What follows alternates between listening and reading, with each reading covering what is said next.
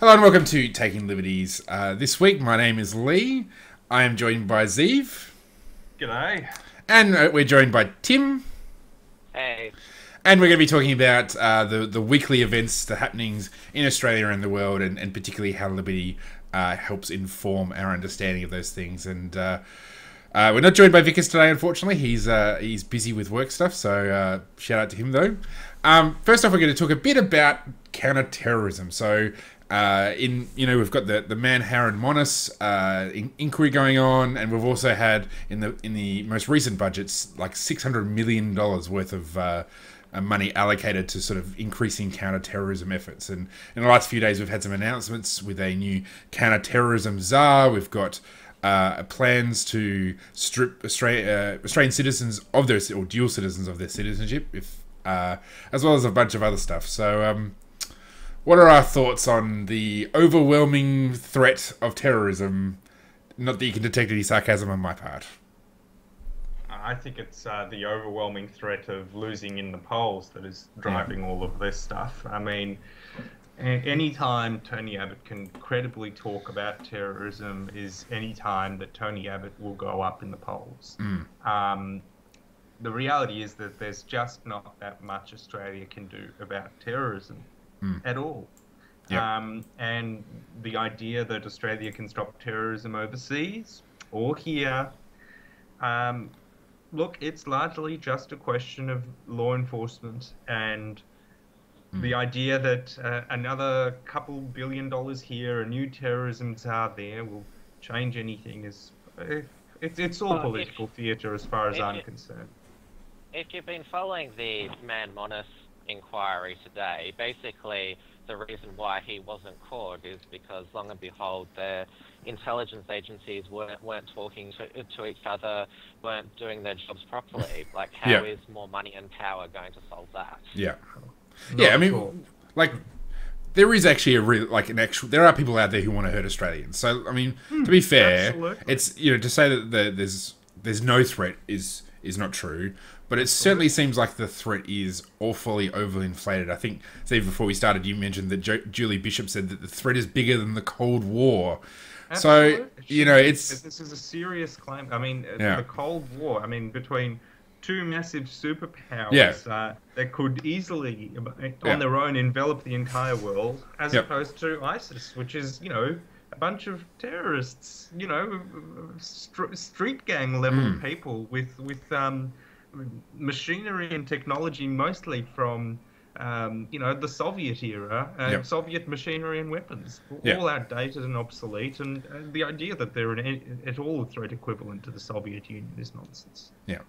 And certainly, I mean, they are a threat in Iraq, but that's mainly because the Iraqi government has no credibility, nor does the Syrian government, and there's a massive power vacuum there, so they can, this rabble of fanatics can operate relatively freely, but they're not even really comparable to Al-Qaeda, who had a solid base of operations, who managed to sneak a bunch of people into the States to do, to commit the 9/11 attacks.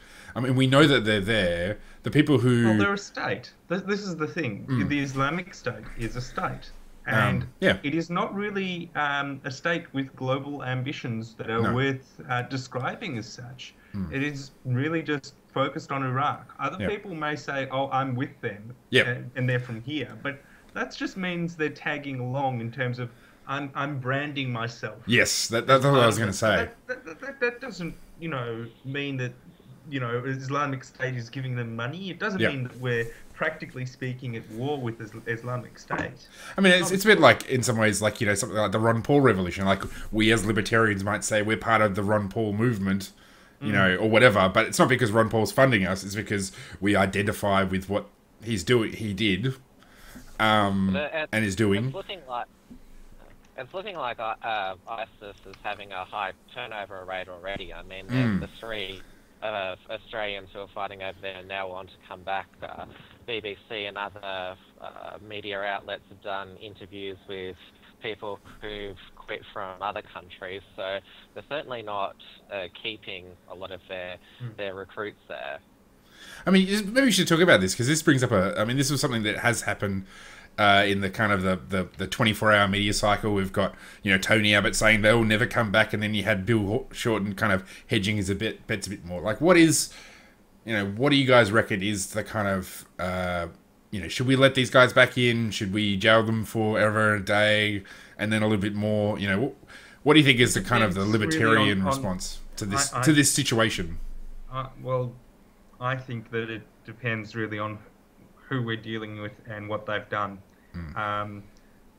If we can prove that they were overseas as members of ISIS, I don't really know if we should be too much concerned with letting them back in, or frankly with doing anything but jailing them for their proven crimes. Now, I emphasize that proven, and I don't think there should be any of this nonsense that, you were over there overseas, ergo you're a terrorist. That's totally out the window as far as I'm concerned. And that's totally wrong. They are Australian citizens, so we have to let them back in. Well, except they've had their passports cancelled. Okay, I'll accept that. I'll accept that we should let them back in. I apologise for that. But certainly, if there's admissible, convincing proof that they were members of ISIS, by all means, try and convict. I don't see any reason to say to people, it was overseas, so, happy hunting.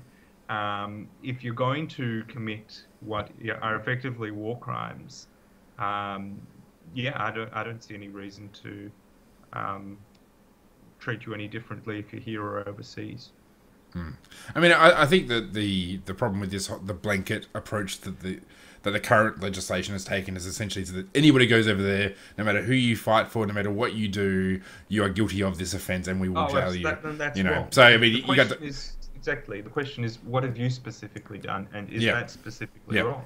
Yeah, that's it. So I mean, and I mean, people poo-pooed, certainly in the conservative kind of commentary, they poo-pooed the idea that these people can come back and say, well, that to sort of de-radicalize people here. But I mean, I actually think that they are exactly the people we want. I mean, you want people who go over and say, this is the promise that because I mean, essentially, the promise of terrorism and jihad and the rest of it is, it's essentially, it's appealing to disenfranchised youth, people who don't feel connected to the rest of us, and to go over and say, well, this is the promise that they say they hold, but this is how the reality is, that it isn't like you think.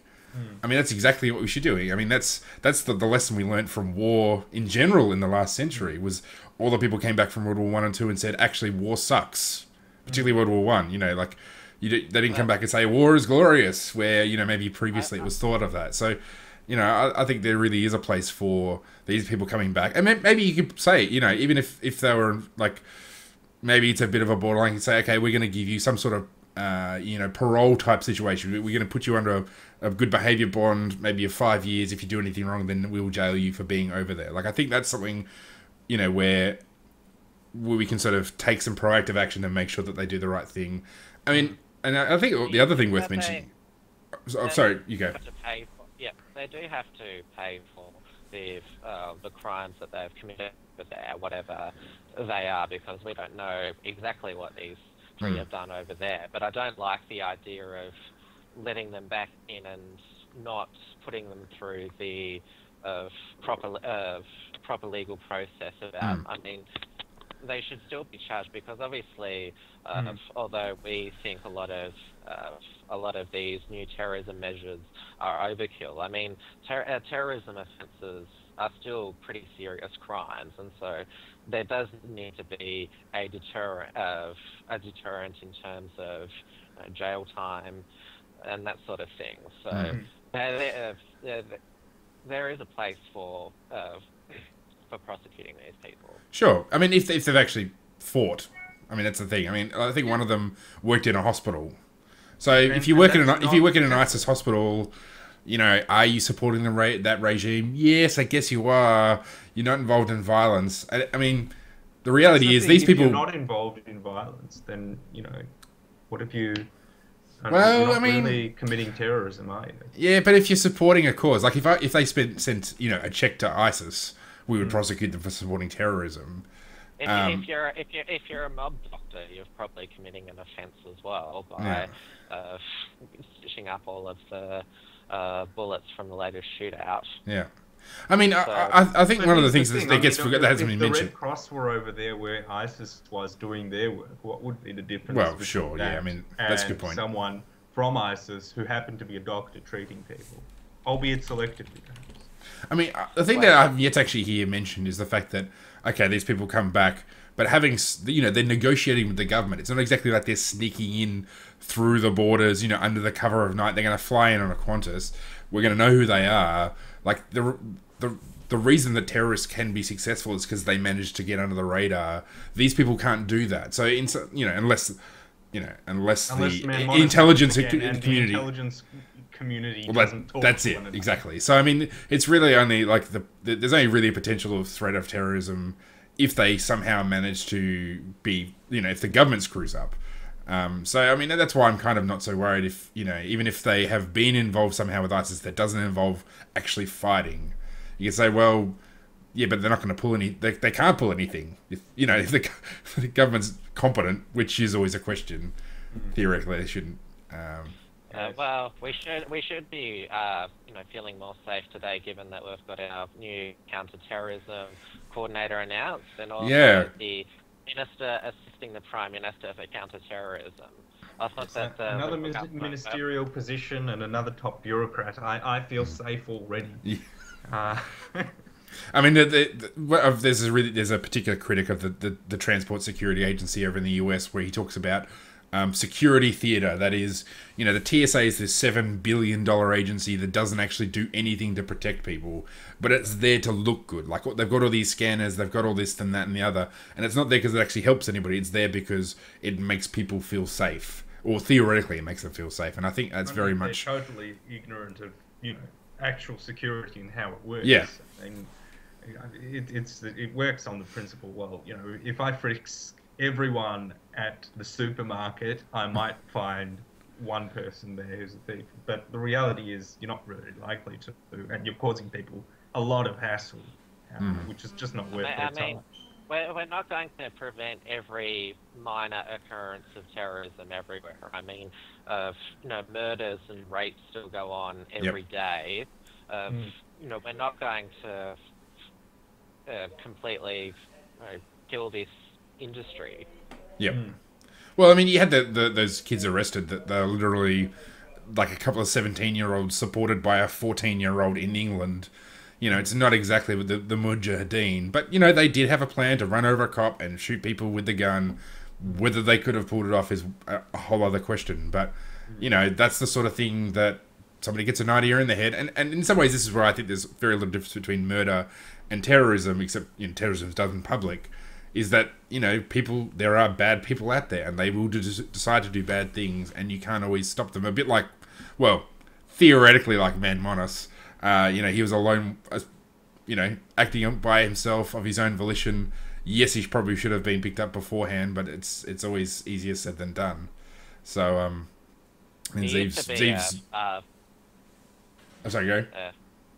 He used to be, if they had a profile on him on the news just before, he was a bikie for a while. He was pretty much looking for an attention seeker, basically, looking for some way to become famous. Well, maybe we should, from this, unpleasant topic to maybe a more pleasant topic, we thought we'd discuss over the weekend there was a referendum about gay marriage in Ireland, and they became the first country in the world to legalise gay marriage by a popular referendum.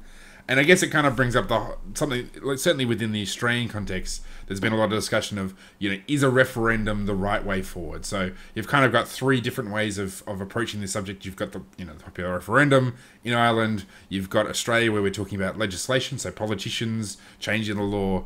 And then in the US, we're facing the very real possibility that the US Supreme Court will strike down anti-gay marriage laws, potentially across the entirety of the US, depending on how broadly they rule. So what are your guys' thoughts? Which is the best way? I mean, I think we're probably all in agreement that it should be legalized, whether we support it or not. I mean, I think this is one of those issues where, different libertarians could say, is it moral or not? It's a separate question. But certainly, there shouldn't be no legal barriers to it happening, which is always... yeah, in the, I guess, in terms of having a vote referendum in Australia, a lot of people have pointed out that a referendum in Australia could only be binding if we were going to change the constitution to actually have same-sex marriage in the constitution. Otherwise, it would just be what's called a plebiscite. Plebiscite? Yeah. Plebiscite, which is the politicians can ignore if they want to. Which I actually think that the Irish did actually change their constitution. I think it was actually a constitutional referendum. Yeah, because they have quite a detailed constitution, so they have referendums there all the time. I mean, their constitution also outlaws abortion, so it's very detailed. I think it's worth pointing out, though, that there are actually disagreements about how to go about the legalisation of gay marriage. And when we talk about marriage, we really, I suggest, should be clear about what it is that we're talking about as libertarians. And I think the key issue from the libertarian perspective is that at the end of the day, leaving aside, whether the fact that it's a meaningful relationship, it's intended perhaps as some kind of arrangement for life between two people, leaving all that aside, when you get right down to it, it's two people saying, we're planning on joining together our financial resources. We're planning on having kids, and this is a practical way of dealing with that issue, a practical legal way of dealing with that issue. Now, to say, should two people get married, it's just another way of saying, should they be able to adopt? When they break up, how do we divide their assets? It's really not saying anything about whether we're doing either of those things the right way. It's just saying we should treat people who are gay the same way who are straight, as far as custody rights or property rights are concerned when they break up. Yeah, I mean, for me, it's actually a religious freedom argument. Like, I'm a conservative Christian, an evangelical Christian. I probably wouldn't be okay with gay people getting married in my church, just because I think, generally speaking, I believe in Christian marriage, which is one man and one woman. But there's other churches out there that think differently from me. So the Anglican Church, the Uniting Church, they're probably the two biggest examples of churches that, if gay marriage, if they could, they believe that God would have them marry gay people. And that's fine. That's their choice. Like, I think that's not what marriage is about, but that doesn't have to be all about what I think. And so I think when you come right down to it, when you break it down, marriage is ultimately, from a libertarian perspective, a contract. Yeah. A contract about a very meaningful relationship. Yep. But when you break it down, it's just dollars and cents. Yep. From the libertarian contract. Yeah, sure, absolutely. And sorry. Yeah. I was just going to say, like, I think that to get to that point, though, I think the key thing is that I guess this is where it comes down to law and legislation. So, the Hayekian thing is that legislation is what politicians write, and law is what people believe is kind of how a just society operates. So I think the key thing is you want any change to kind of be lawful, that is, in line with people's expectations. I think what matters is that whatever process you use, it has credibility amongst others. So I think definitely in the Australian context, I mean, we don't have the sort of constitution that would allow the High Court to rule on gay marriage. I mean, it's really that's very much a feature of the Bill of Rights, kind of the US Bill of Rights approach. I'm pretty confident that if David Leyonhjelm's bill gets through, if they amend the Federal Marriage Act, like, I think that's actually probably people will be satisfied with that, and I think they'll probably feel that there is, that's a legitimate process. That is, people's expectations are being met. So I guess in that regard, like, I don't think you need a referendum. Like, it may result in it takes longer to get there, because, I mean, say you even had a free vote right now on the floor of Parliament for both major parties, I still think there's a chance that it'd get voted down, but I think... It'd be very close. Yeah, it'll be very close no matter what. Yeah, but I mean, I think it's still like I think there's probably enough. Because, I mean, politicians by their very nature are very conservative. Even, maybe apart from some radicals. They're all, they're all looking to protect their seats. They're not going to jump ahead of the pack. They're going to have to wait till Australians are way in front of this issue before they do anything. So, it may delay things. If we have a referendum tomorrow, it'd probably pass. But I think ultimately, that in the long run, waiting a couple of more years... I mean, it sucks for gay people. Like, I'm married because I'm heterosexual. And it would suck for a gay person who wanted to get married now that they couldn't. But I think in the long term, it probably, just in kind of the Australian political culture, I think if the politicians get it through, I think that will be for the best. Well, yeah, I guess reason why we're talking about having a referendum is because the politicians aren't acting at what the polls are saying is the public mood. I mean, I think the Liberal Party's own pollster polled that same-sex marriage had 70% support among the population. I mean, the reason why it hasn't gone through the Parliament yet is because Tony Abbott, the people that put him in the Liberal leadership are the social conservatives, and he's certainly not going to upset his key backers, and so he wants this issue to go away. But is it appropriate then? I mean, one of the things that you've mentioned was how is it appropriate to do all of this? And I think it raises an interesting argument for libertarians typically, because libertarians are very cynical about all forms of power. And yet here we have a split choice between the judiciary, the parliament, and a popular referendum. So, dealing with them in the abstract, I mean, which of those would you prefer?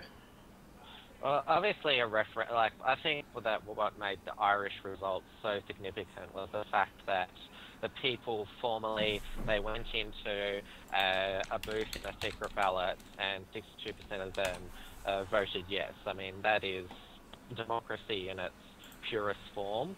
It showed that this is what the people want. So that is the best way to show that it has support. So citizens referenda from Tim and Lee.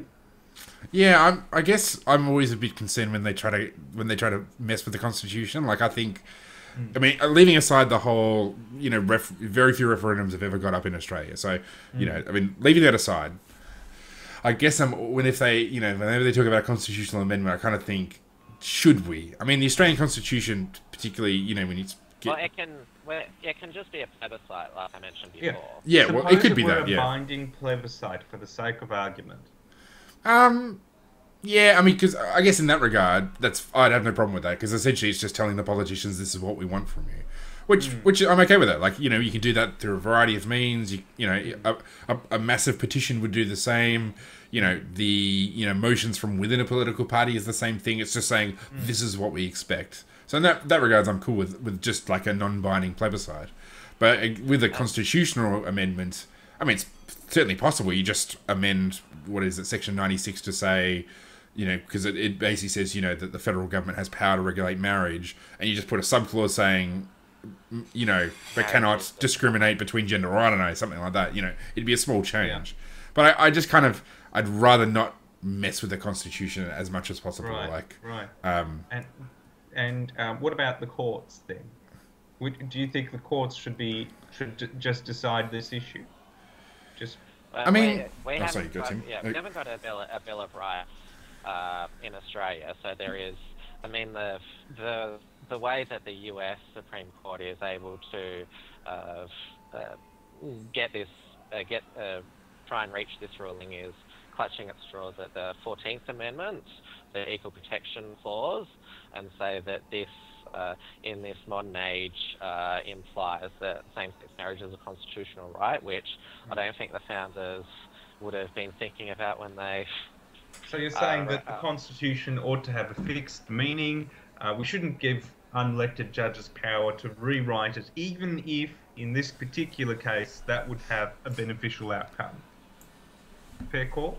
Well, I think it's when the public has a when the public shows that they support the reform, it's much more likely to be accepted. I mean, I use South Africa as the example. Like, they have same-sex marriage. I think it's constitutionally guaranteed. But the fact that there is so much homophobia in South Africa and there's corrective rape that goes on, it's pretty much meaningless about what's there. So obviously, you need to take the public with you as well.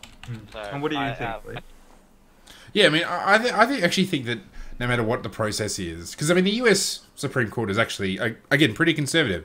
It seems like they're not keen to get out in front of the pack either. They don't want to be the Supreme Court that tars the reputation of the court forever by, you know, judicial activism or whatever. Like, I actually think that in some ways the same pressures are kind of there for each approach. That is, you kind of need people to already be there for it to happen. So, you know, for politicians, you know, they're always behind. They're always a lagging factor, not a leading factor. You know, they're going to follow popular opinion. You know, kind of a mass movement on a particular issue is not something that just happens generally overnight. There's, you know, it takes a while to get there. And I think, yeah, even courts, like, you know, they generally kind of go for the status quo unless it becomes. I mean, you say if you look at something like the case where they ended segregation in schools, and you know, Loving versus I can't remember which state it was. Virginia, you know, which ended that was miscegenation. Mixed race marriage. Ended the ban on mixed race marriage, and Brown against the Education Board. Was segregation case. Yeah. So I mean, both of those things, like, people were already. Like, the country was ready for those things to happen. Were they? I mean, Brown and Education Board was, I mean, you know, they had to issue injunctions, court orders, to force particular states to desegregate various schools. Sure. Now, actually, that was an interesting part of the decision in that they literally forced people from different parts of the state to bus mixed-race people into the same school, even though there was a school zoning system which would kind of make that impractical. Anyway, otherwise have made that impractical. I mean, so I don't know if that meant that they were ready for it or not, but they got over it eventually. Now, whether it would have been better without Brown and Education Board or worse, I don't know. But what about the question of you're the judge sitting there? How do you say no? Sure. Well, I mean, yeah. I mean, I guess at a fundamental sort of. I mean, I think anybody who believes in natural rights believes in courts defending those rights. So I think it's only really people who are kind of more what's a consequentialist kind of approach might sort of defend, say, Parliament and Congress is the right place to go. So I think anybody who says there are natural rights, courts to defend those rights, would say that the courts absolutely have an obligation, like that is their purpose, is to defend the individual rights of people. But I think the reality, the kind of there's a political. I mean, there's essentially real. I mean, in everything, there's real politic. That is what the theory is. Yes, okay, courts defend rights, but the reality is that they kind of have this really complex interaction with the Congress and with public opinion. And yeah, okay, maybe sort of Loving, v. Virginia, or Brown versus Board of Education. Maybe it's not uniformly across the board. In every circumstance, everybody's on board with it. Otherwise, if that was the case, they would have already got rid of it. But I think, broadly speaking, it would probably be the case that maybe not the majority in those localities, but certainly the majority across the country were probably ready for it. So, I mean, I guess in that regard, I'm conservative in the sense that I think all change is kind of precedent to precedent. Like, things don't change unless people actually want them to change. Otherwise, they just maintain the status quo. Okay. Interesting. I know that libertarians, obviously we are concerned about, majorities, oppressing minorities, and that's why we sometimes like courts to protect those minority rights, even though people like James Allen think that's a bogus argument. Though I think that obviously when something's done through democracy, I think that it more harmonious effect than, say, a single court ruling. Well, I think for me, this argument brings up another topic, which is, well, isn't there a case then for judges to just be honest with the public and say, well, I don't agree with this law, but I'm going to overrule it anyway? Or perhaps I don't agree with this law, so I'm going to resign from the bench and campaign to overrule it. Wouldn't that be a more powerful message? So I don't really have a fixed view on all of this, because I take the view that the world is too uncertain for there to be a fixed view. I tend to agree that you've got to bring people along, but past that, I'm not going to offer an opinion, which is going to be an excellent close to this final discussion on the best way to achieve this. Yeah. Well, and I think that's the basic point. Like, no matter what happens, we need to get on board. Like, get people on board for individual rights and individual liberty. You know, that's no matter what your approach is, like, that's what you want. So I guess that's a good note to leave things on. So this has been Taking Liberties for another week. We'll be back again next week with more discussion on liberty and Australia and the world.